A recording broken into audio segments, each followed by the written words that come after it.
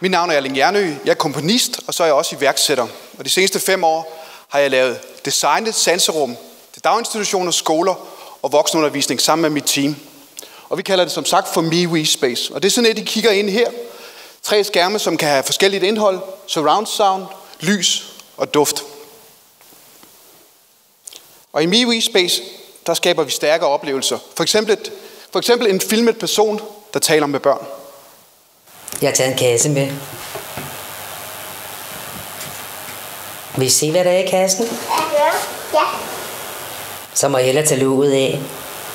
Det gør jeg lige. Og vi kan få sådan noget som borgmesteren og undervisningsministeren til at hygge sig i mange farver.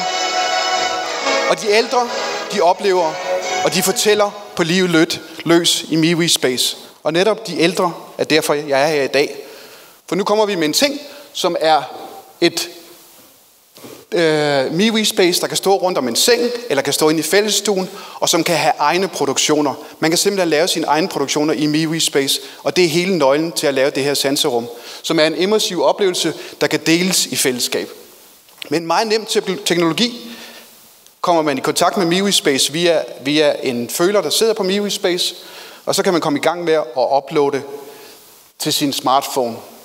Man kan lave billedalbum, man kan gå en virtuel tur i den gamle by, man kan rigtig, rigtig mange. Se film, høre musik, man kan følge med i barnebarnets konfirmation via Skype. Vi vil rigtig gerne have det implementeret, rigtig gerne have jeres hjælp til at få det ind på alle de plejecenter, som gør et stort stykke arbejde. Her vil vi gerne have MeWeSpace udviklet, testet og rigtig gerne implementeret, som sagt. MeWeSpace er også den ultimative gave til den gamle i familien, at kunne lave farmors helt personlige digitale fotoalbum. En slags personligt her i dit liv. Jeg vil gerne vise jer en produktion, vi har lavet til Eivor Sofia Maria Karlsson. Man starter med at være i det der 3D-rum, der er, og så går man ellers i gang. Eivor, hun er rigtig glad for sin familie. Hun bliver snart 80, så børnebørnene fylder rigtig meget i hendes liv.